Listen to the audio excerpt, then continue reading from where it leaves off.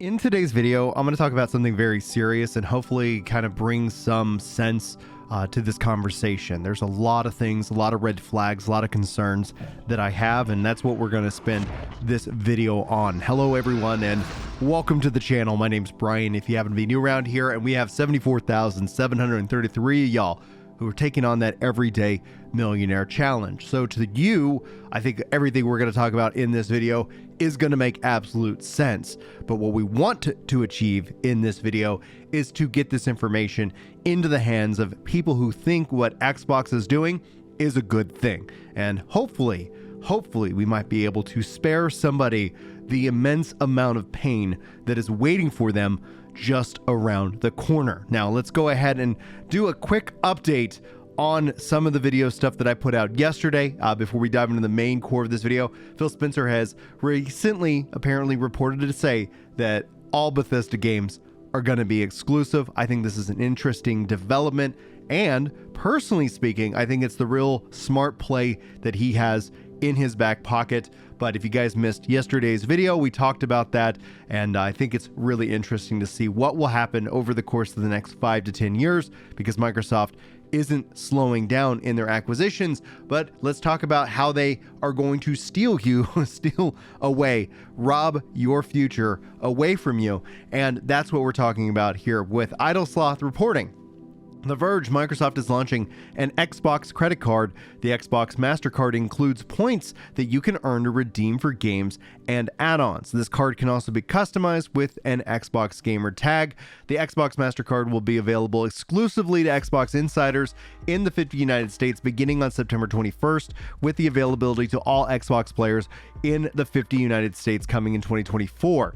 The Xbox MasterCard isn't linked to the Microsoft Rewards program, so it's actually a separate pot of points that can be earned through purchases with every card. So every dollar spent is going to generate 1 card point, and 100 card points are enough to claim a $15 gift card that is redeemable at the Microsoft Online Store. The APR rates range from 20.99% to 31.99% based off of your credit score, which, if you guys aren't aware, you could have $1 million in your bank account and your credit score would go down. It isn't your relationship for winning. A lot of people put their winning value into this number. It's actually your relationship with debt. And the higher your number means you could actually go and try to pay off some of your debt and your score will go down.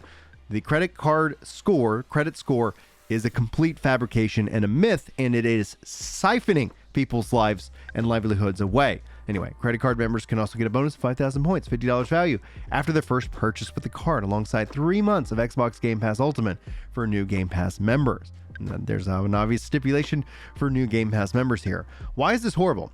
So 20% to 31%, right? Like that in and of itself should scare the living crap out of you. Here's how it builds out, right?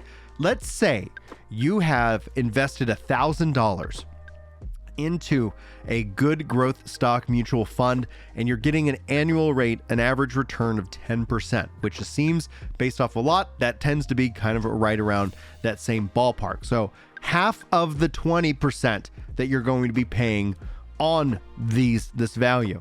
So let's say you invested $1,000.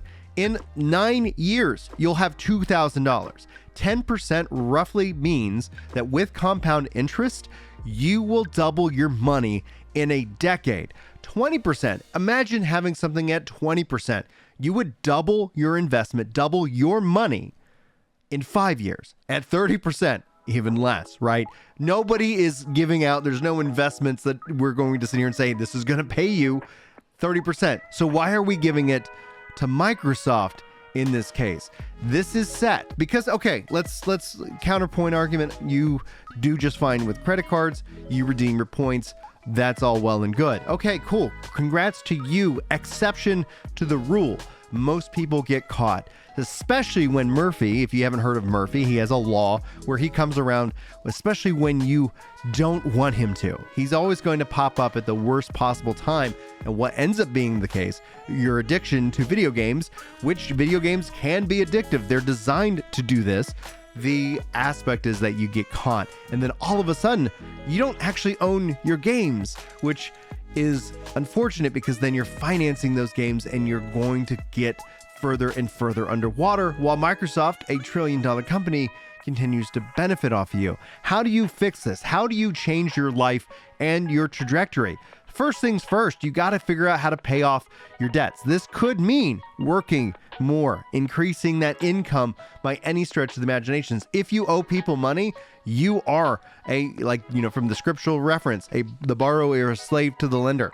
You are going to be working and you don't truly own your freedom. As soon as you get out of that debt, you truly end up having way more flexibility to enjoy games and enjoy life so much more. And I think games as a concept, as a form of entertainment, bring the best value for entertainment, dollar per hour of joy, than any other form of medium, like going to the movies or going out to eat, etc. And so I do actually champion video games, not just for what they do with the budget that you can set, and you need to make a budget so that way you can control, you can dominate this thievery that is going on. This is thievery, guys. I need you to be afraid. I want you to get angry and really decide that you're not going to let these things sucker you in. Like I said, this message isn't for people who are already subscribed here, because you already well know that this is credit cards are here to steal your wealth. There is a small percentage of people who can manage them, but the majority, the numbers, show that your rewards aren't being redeemed. Your miles aren't being redeemed. They go unused. And so people end up, and what we see is over $1 trillion in terms of the balance that is being outstanding for credit card debt. This is not going to end in a beautiful way. This isn't going to end with the government just deciding to print $1 trillion and forgiving your money because you're not a billionaire and they don't give a crap about you. They're going to let you hold the bag while the people who have situated and orchestrated this entire mess continue to get those golden parachutes. We've seen it time and time again. I'm sick and tired of it personally, and I don't want any more people to get caught in this trap. You can pay off your debt. You should pay off your debt. And if you get focused, you will pay off your debt, and then you will never need a credit card in your life to finance a beautiful and fun hobby that is video games. So this is shameful. 20 to 30% is absolutely mind-numbing and should be avoided at all costs. Anybody representing this needs to be educated. So if you feel that call, hit like, hit share, let people know that they have a better way to live than financing stupid things, which again, the other side of this is that when you use a credit card, you're going to spend up to 20% more anyway. Using a debit card, you're going to spend less because you're going to see and you're going to feel that number leave your account immediately. But a credit card shows, study after study, you spend more anyway, so they know they can also charge you more. We get screwed on both ends of this deal. Anyway, thank you for your time. This has been my TED Talk. I hope you enjoyed the video. Hopefully I'll see you in the next one. But until then, take care.